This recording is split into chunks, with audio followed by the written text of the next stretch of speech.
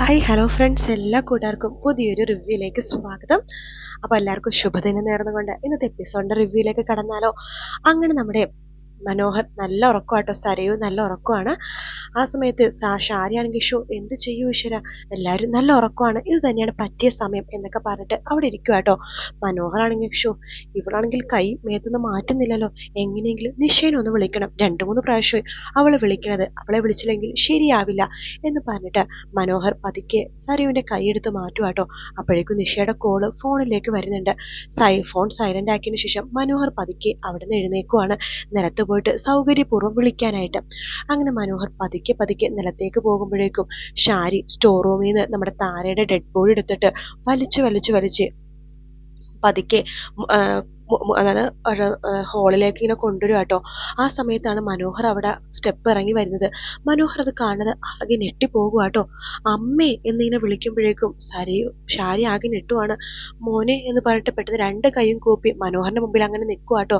പെട്ടെന്ന് തന്നെ മനോഹർ നിലത്തേക്ക് ഇറങ്ങി വരുന്നുണ്ട്. എന്താ അമ്മേ, എന്താ കാര്യം, ഇതെന്തേ സംഭവിച്ചത്, അമ്മ എന്തേ ചെയ്തത്, ഇവരെങ്ങനെ ഇവിടെ എത്തി എന്നൊക്കെ ചോദിക്കുമ്പോൾ മോനെ ഒരു അബദ്ധം പറ്റി മോനെ, സഹായിക്കണം മോനെ എന്ന് പറയാണ് ഷാരി.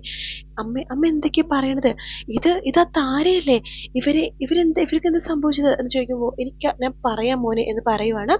അതിനുശേഷം ഷാരി നടന്ന സംഭവങ്ങളൊക്കെ മനോഹറിനോട് പറയുവാട്ടോ. ഷാരി ഇങ്ങനെ ഓണക്കുടിയായിട്ട് താര വന്നപ്പോഴേക്കും പിടിച്ച് തള്ളിയപ്പോൾ താരയുടെ തല പോയി ഇടിച്ചതും പിന്നെ അങ്ങോട്ട് കിടന്നതും അതുപോലെ തന്നെ ബോധമില്ലാതെ പോയതും പിന്നെ നോക്കിയപ്പോഴേക്കും പൾസ് ഇല്ലാതെ ആയതും സ്റ്റോർ റൂമിൽ കൊണ്ടുപോയി വെച്ചതൊക്കെ പറഞ്ഞു കൊടുക്കുവാണ്. ഞാൻ അമ്മയടുത്ത് വന്നപ്പോൾ തന്നെ ചോദിച്ചില്ലേ അമ്മക്ക് എന്തെങ്കിലും കുഴപ്പമുണ്ടോ, എന്തെങ്കിലും പ്രശ്നം ഉണ്ടെങ്കിൽ എന്നോട് പറയാനായിട്ട്. മോനെ അബദ്ധം പറ്റിപ്പോയി, മരിക്കണമെന്ന് ഞാൻ ചെയ്തതല്ല മോനെ, സരയു ഞാൻ പ്രസവിച്ച എൻ്റെ സ്വന്തം മോളാണ്, ആ മോളാണ്, ഇവളുടെയാണെന്ന് പറഞ്ഞിട്ട് ഇവള് കയറി ഇറങ്ങി നടക്കുന്നത് സഹിക്കാൻ പറ്റില്ല മോനെ, അതുകൊണ്ട് സംഭവിച്ചു പോയതാണ്, ഞാൻ ഇനി എന്ത് ചെയ്യണമെന്ന് എനിക്ക് അറിയില്ല എന്ന് പറയണം. നിൽക്കി ഞാനൊന്ന് നോക്കട്ടെ എന്ന് പറഞ്ഞിട്ട് മനോഹർ അവിടെ ഇരിക്കുകയാണ്. അതിനുശേഷം താരയുടെ കയ്യിൽ പിടിച്ചു നോക്കുന്നുണ്ട് അവർക്ക് പൾസ് ഉണ്ടോന്ന്, മൂക്കിന്റെ അടിയിൽ ഇങ്ങനെ ശ്വാസം എടുക്കുന്നുണ്ടോന്ന് ഇങ്ങനെ നോക്കുന്നുണ്ട്. മനോഹർ ആ ഞെട്ടിക്കുന്ന സത്യം മനസ്സിലാവാണ്, താര മരിച്ചിട്ടില്ല എന്ന്. അതിനുശേഷം ഒന്നറിയാത്ത പോലെ മനോഹർ പറയുന്നുണ്ട് ഷാരിയുടെ അടുത്ത്, അയ്യോ അമ്മേ ഇവര് പോയല്ലോ, അതേ മോനെ പോയി മോനെ എന്ന് പറയാണ്. ഇനിയിപ്പോ നമ്മൾ എന്ത് ചെയ്യും അമ്മേ എന്ന് പറയാണ്. മോനെ എനിക്കറിയില്ല, എവിടെയെങ്കിലൊക്കെ കൊണ്ട് തള്ളാനായിട്ടാ ഞാൻ എടുത്തതെന്ന് പറയാണ്. ഒരു കാര്യം ചെയ്യാം, ഞാൻ അമ്മേനെ സഹായിക്കാം, മോനെ കൊണ്ട് ഇതൊന്നും ചെയ്യിപ്പിക്കാൻ പാടില്ലാത്തതാണ്, പക്ഷെ എനിക്ക് വേറെ നിവൃത്തിയില്ല, പക്ഷെ നമുക്ക് ഒറ്റയ്ക്ക് ഇത് ചെയ്യാൻ പറ്റില്ല അമ്മേ, ഒരു 3-4 പേര് കൈകാര്യം ചെയ്യേണ്ട കേസാണിത് എന്ന് പറയാണ്. പക്ഷെ അവർക്ക് ആർക്കും കൂടി പൈസ റെഡി ക്യാഷിനൊക്കെ കൊടുക്കണം, ഒരാൾക്ക് ഒരു 50,000 വെച്ച് കൊടുക്കേണ്ടി വരും, അങ്ങനെ 4 പേർക്ക് 2 ലക്ഷം രൂപ കൊടുക്കേണ്ടി വരും. എൻ്റെ കയ്യിൽ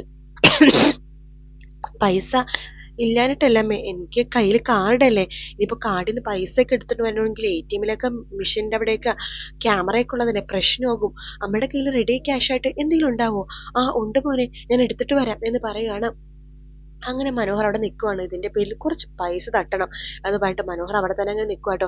മോനെ ഇവിടെ ഇരിക്കുക, ഞാൻ പോയി പൈസ എടുത്തിട്ട് വരാം എന്ന് പറഞ്ഞിട്ട് ഷാരി വേഗം മുകളിലേക്ക് കയറി പോവുകയാണ്. മുകളിലേക്ക് പോകുമ്പോഴേക്കും നമ്മുടെ രാഹുൽ നല്ല ഉറക്കമാട്ടോ. പതുക്കെ പതുക്കെ അലമാര തുറന്ന് പൈസ എടുക്കുന്നുണ്ട്. പൈസ എടുക്കുമ്പോൾ ഷാരി രാഹുലിന്റെ മുഖത്തേക്ക് നോക്കുവാണ്. എല്ലാത്തിനും കാരണം ഇയാൾ ഒറ്റ ഒരുത്തന എല്ലാത്തിനും കാരണം എന്ന് പറഞ്ഞ, ശരിക്കും മരിക്കേണ്ടത് ഇയാളാണ്, എല്ലാ തെറ്റുകളും ചെയ്തിട്ട് ആ സേന്റെ തലയിൽ കെട്ടിവെച്ചു, ശരിക്കും പറഞ്ഞാൽ എല്ലാം അറിയുമ്പോഴേക്കും ഇയാളുടെ പെങ്ങള് തന്നെ ഇയാളെ കൊന്നോളും എന്ന് പറഞ്ഞിട്ട് ആ 2 ലക്ഷം രൂപ അലമാര നിരത്തിന് ശേഷം പതുക്കെ പതുക്കെ സ്റ്റെപ്പ് ഇറങ്ങിയിട്ട് മനോഹറിന്റെ കയ്യിലേക്ക് കൊടുക്കുകയാണ്.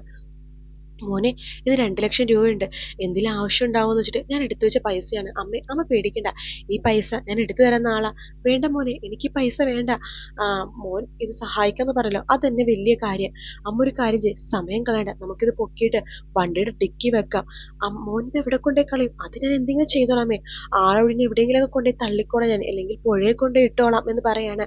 അങ്ങനെ പൊക്കണ സമയത്ത് ഷാരി ചോദിക്കുന്നുണ്ട്, അല്ല മോനെ മരിച്ചു കഴിഞ്ഞാൽ ശരീരത്തിന് ചൂടുണ്ടാവോ, ഇവളുടെ ശരീരത്തിൽ ചൂടുണ്ടല്ലോ, അയ്യോ അമ്മേ അതെ സ്റ്റോർ റൂമിൽ കിടന്നില്ല ഇത്ര നേരം, അതിന്റെ ചൂടാ, അമ്മ പൊക്ക്, എന്തായാലും ആള് തീർന്നു എന്ന് പറയാണ്. അങ്ങ് 2 പേരും കൂടി പൊക്കിയെടുക്കുവാണ്. അതിനുശേഷം ഡിക്കിയിലേക്ക് വെക്കുന്നുണ്ട് കേട്ടോ. എന്നിട്ട് മനോഹർ പറഞ്ഞു, ഞാനൊരു കാര്യം ചെയ്യാം, എൻ്റെ ഫ്രണ്ട് സനലിനെ ഞാൻ വിളിച്ചിട്ടുണ്ട്, എന്താ വെച്ചാൽ ചെയ്തോളാം, അമ്മ പോയി കിടന്നോ, ഇതിനെക്കുറിച്ച് ആർക്കും ഒന്നും പറയണ്ട എന്ന് പറഞ്ഞിട്ട് നമ്മുടെ മനോഹർ വണ്ടി എടുക്കുവാട്ടോ. അങ്ങനെ മനോഹർ വണ്ടി ഒരു റോഡരികിലേക്ക് മാറ്റിയിടുമ്പോഴേക്കും സനല് വരുന്നുണ്ട് ബൈക്കില്. സനല് വരുമ്പോഴേക്കും എടാ ബൈക്ക് അവിടെ പാർക്ക് ചെയ്യ് എന്ന് പറയാണ്. എന്നിട്ട് ബൈക്ക് അവിടെ പാർക്ക് ചെയ്യിപ്പിക്കുന്നുണ്ട്. എന്താടാ, എന്താ രാത്രി തന്നെ കാണുന്നത് പറഞ്ഞത്, നിന്റെ കള്ളത്തരമൊക്കെ പിടിക്കപ്പെട്ടോ? എടാ അതല്ല പ്രശ്നം, വേറൊരു പ്രശ്നമാ. വണ്ടീന്റെ ഡിക്കിയില് ഒരാളുണ്ട്. ആര്? ആ അത് ആ സരുവിന്റെ അമ്മ. ഈ സരുവിന്റെ അമ്മ എന്ന് പറഞ്ഞ നിന്റെ അമ്മായിയമ്മയല്ലേ? അവരെങ്ങനെ ഡിക്കില് വന്നത്? എടാ സരുവിന്റെ അമ്മ എന്ന് പറഞ്ഞത് ഷാരിയല്ല, ഞാൻ താരയെന്ന് പറഞ്ഞത്, ഒറിജിനൽ അമ്മ. ഞാൻ പറഞ്ഞിട്ടില്ലേ സംസാരിക്കാൻ പറ്റാത്തൊരു സ്ത്രീ. ആ അവരോ, അവരെങ്ങനെ ഡിക്കിയില് വന്നു? എടാ ഒന്നും പറയണ്ട, അവരെ മോൾക്ക് ഓണക്കോടിയായിട്ട് വീട്ടിൽ വന്നതാ. ആ സമയത്ത് വീട്ടിൽ ആരും ഉണ്ടായില്ല. ഇപ്പൊ ഉള്ള അമ്മയായില്ലേ ഷാരി, അവരായിട്ട് വലിപിടി ഇടിയൊക്കെ ഉണ്ടായപ്പോഴേക്കും അവരൊന്ന് പിടിച്ച് തള്ളി, തല പോയി മതിലിടിച്ചു. അവര് തീർന്നു വിചാരിച്ചിട്ട് അമ്മായിയമ്മ സ്റ്റോർ റൂമിൽ കയറ്റി വെച്ചിരിക്കുകയായിരുന്നു ഇത്ര നേരം. എല്ലാരും ഉറങ്ങി വെച്ചിട്ട് പതുക്കെ എടുത്ത് മാറ്റുമായിരുന്നു. ഞാൻ കണ്ടുപിടിച്ചു. ഇതിന്റെ പേരിൽ ഞാൻ കുറച്ച് പൈസ തടഞ്ഞിട്ടുണ്ട്. 2 ലക്ഷം രൂപ ഞാൻ അവരുടെ കയ്യിൽ നിന്ന് മേടിച്ചിട്ടുണ്ട്. ശരിക്കും ഞാൻ നോക്കിയപ്പോ അവര് മരിച്ചിട്ടില്ലടാ, അവരുടെ ശരീരത്തിൽ ചൂടുണ്ട്. നീ ഇപ്പൊ എന്തിനാ ഇവരെ കൊണ്ടുവന്നത്? എടാ ഇവരെവിടെയെങ്കിലൊക്കെ കൊണ്ടുപോയി നമുക്ക് തള്ളാം, വല്ല കൊക്കോയിലോ പുഴയിലോ കൊണ്ടുപോയി തള്ളാം. എന്നിട്ട് ഇതിന്റെ പേരിൽ നമുക്ക് കുറച്ച് പൈസ എടുക്കാലോ എന്ന് പറയുവാണ്. ആ അതാണ് നിന്റെ ഇതല്ലേ? എടാ മാത്രമല്ലടാ, ഇതിന്റെ വില കേസ് വായിക്കാൻ പോലീസുകാർ വീട്ടിൽ കയറി ഇറങ്ങി നടക്കും. അത് എനിക്കും കൂടി പ്രശ്നമല്ലേ? അതുകൊണ്ടാ ഞാൻ ഇതുവരെ എങ്ങനെയെങ്കിലൊക്കെ എവിടെയെങ്കിലും കൊണ്ടുപോയി തള്ളാന്ന് വിചാരിച്ചത്. ഒരു കാര്യം ചെയ്യാം, ഇപ്പൊ നമുക്ക് എവിടെ പോവാടാ? ഒരു കാര്യം ചെയ്യാം, നീ വണ്ടി എടുക്ക്, വല്ല പുഴയരികിലും കൊണ്ടുപോയി നിർത്താം എന്ന് പറയാണ്. അങ്ങനെ മനോഹറും സനലും കൂടി വണ്ടിയായിട്ട് ഒരാളൊഴിഞ്ഞ സ്ഥലത്ത് പോയി നിൽക്കുവാട്ടോ.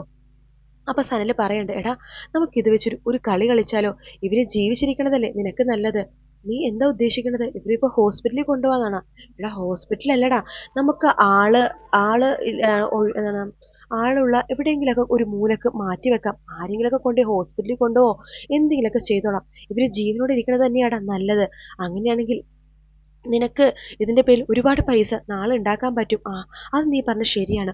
ഒരു കാര്യം ചെയ്യാം, നമുക്ക് വണ്ടി ഇവിടെ നിർത്തിയിട്ടേ ആ മതിൽ അവിടെ എവിടെയെങ്കിലും മൂലക്ക് മാറ്റി വെക്കാം എന്ന് പറയാണ്. അപ്പോഴേക്കും ശരി ശരി എന്ന് പറയുന്നുണ്ട്. അങ്ങനെ ഒരു വണ്ടിയിലിരിക്കുന്ന സമയത്ത് പെട്ടെന്ന് പോലീസ് ജീപ്പ് വരാണ്. അപ്പോഴേക്കും സനല് പറയുന്നുണ്ട്, എടാ പോലീസ് ജീപ്പാണ് ഇവിടെ വന്നത്. പോലീസ് ജീപ്പാണോ ആംബുലൻസ് ആണോ ഒന്നും അറിയണില്ലല്ലോടാ. എടാ പോലീസ് ജീപ്പ് തന്നെയാടാ എന്ന് പറയണം. അപ്പോഴേക്കും അവിടെ അടുത്തേക്ക് ഒരു പോലീസ് ജീപ്പ് വരുന്നുണ്ട് കേട്ടോ. പോലീസുകാർ ഇറങ്ങുന്നുണ്ട്. എന്താടാ നിങ്ങളിവിടെ നിർത്തിയേക്കണ വണ്ടി? അത് ഞങ്ങൾ സെക്കൻഡ് ഷോ കഴിഞ്ഞ് വരുമായിരുന്നു സാർ. ഭയങ്കര ചൂട്, വണ്ടി നിർത്തിയിട്ട് ഒന്ന് കാറ്റ് കൊള്ളാൻ ഇറങ്ങിയതാ. വണ്ടിയിൽ കഞ്ചാവോ മയക്കുമരുന്നോ എന്തെങ്കിലും ഉണ്ടോടാ? അയ്യോ ഇല്ല സാർ, സാറിന് വേണമെങ്കിൽ പരിശോധിക്കാം. പരിശോധിക്കണമൊന്നുമില്ല, എന്തായാലും പെട്ടെന്ന് പോവാൻ നോക്ക്, ഇവിടെ നിന്ന് അങ്ങനെ കറങ്ങി നടക്കണ്ട എന്ന് പറയാണ്. ഡിക്കിയിൽ എന്തെങ്കിലും ഉണ്ടോ? ഡിക്കിയിലൊന്നും ഇല്ല സാർ, സാർ വേണമെങ്കിൽ പരിശോധിച്ചോളൂ. ഒന്നും പരിശോധിക്കണമെന്നില്ല, എന്തായാലും നിങ്ങൾ പോവാൻ നോക്ക് എന്നാ പോലീസുകാർ പറയാം. ശരി സാർ എന്ന് പറഞ്ഞിട്ട് ആ പോലീസ് വണ്ടി അവിടെ നിന്ന് അങ്ങോട്ട് പോകുവാട്ടോ. വണ്ടി നേരെ പോണത് നമ്മുടെ രാഹുലിന്റെ വീട്ടിലേക്കാണ്. താരയുടെ തിരോധാനത്തിന് അന്വേഷിച്ച് വന്നേക്കാട്ടോ പോലീസുകാര്. അങ്ങനെ പോലീസുകാർ രാഹുലിന്റെ വീട്ടിൽ നിന്ന് നിർത്തുമ്പോഴേക്കും പെട്ടെന്ന് ഷാരി വാതിൽ തുറക്കുമ്പോൾ ഞെട്ടി പോകുവാണ്. കാരണം പോലീസുകാർ വന്ന് നിൽക്കണതാട്ടോ ഷാരി കാണുന്നത്. ഈശ്വര പോലീസുകാര്, ഇതെന്നെ പിടിക്കാൻ തന്നെയാണ്. മനുമോൻ പിടിക്കപ്പെട്ടു എന്ന് തോന്നുന്നു, എന്നെയും പിടിക്കും ഇപ്പോ. എല്ലാം കൈവിട്ടു പോയല്ലോ ഈശ്വര എന്ന് പറഞ്ഞിട്ട് ഷാരി ആകെ പൊട്ടിക്കരഞ്ഞ് നിൽക്കുവാട്ടോ പോലീസുകാരുടെ മുമ്പില്.